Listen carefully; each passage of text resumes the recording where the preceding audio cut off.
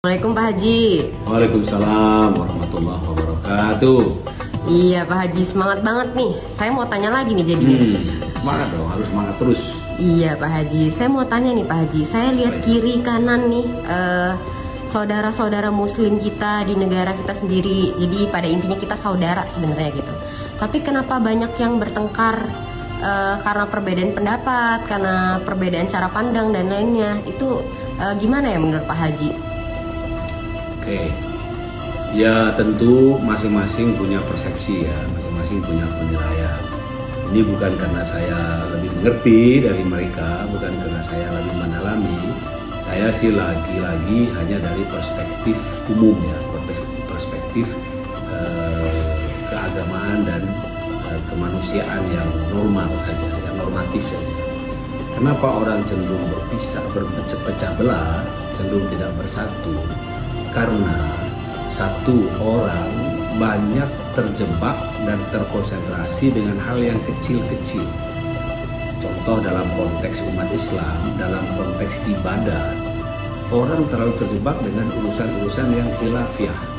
Urusan khilafiyah itu yang berbeda-beda tetapi sebetulnya nggak material, nggak substantif. Jadi berbedanya itu hal yang kecil. Ya, tata cara berdoa, tata cara berzikir, padahal ya itu tidak wajib, tidak harus itu.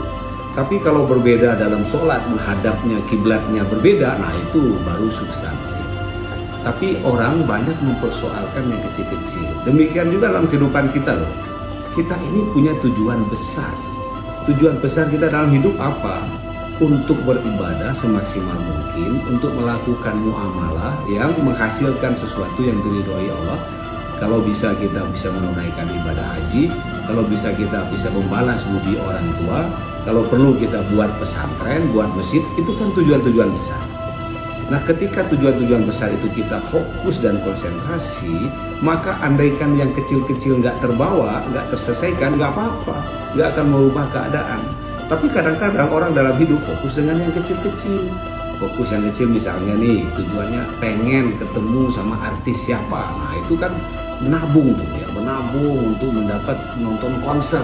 Padahal itu nggak ada gunanya juga sebenarnya gitu. Nggak jadi nonton konser juga nggak apa-apa kan. Tapi gara-gara ingin menabung menonton konser, menabung untuk umroh atau haji, nggak jadi, nggak sempet. Kemudian tujuan-tujuan kecil lain misalnya nih, pengen sekali tamasya ke Bali. Kayaknya, waduh kalau belum ke Bali itu rasanya gimana?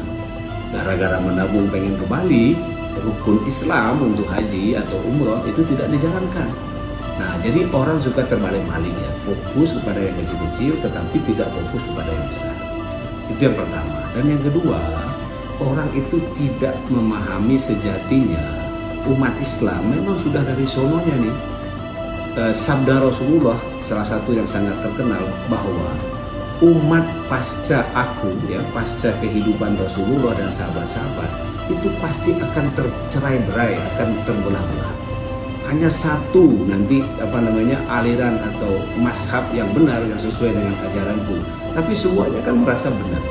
Semuanya tidak tahu kita mana yang benar. Nah, ketika kita tidak tahu mana yang betul-betul dijamin benar itu, harusnya sikap kita bagaimana?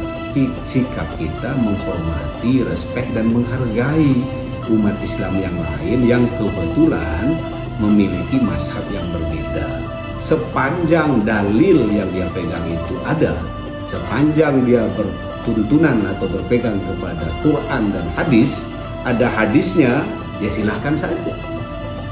Ya, ormas A, ormas B, mazhab A, mazhab B, silakan saja sepanjang mereka pegang dalilnya, ada referensinya, Quran dan hadis, silakan saja gitu.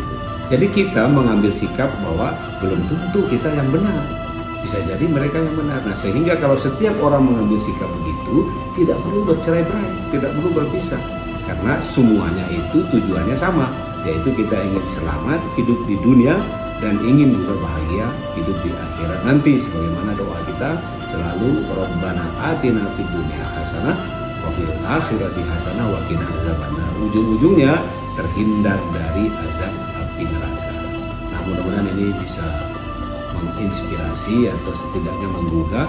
Ngapain sih kita cerai-berai, bersatu aja belum tentu bisa nikmat dan bahagia, apalagi kalau bercerai-berai. Marilah kita bersatu, Mbak Vero. Iya, terima kasih Pak Haji. Oke, sama-sama.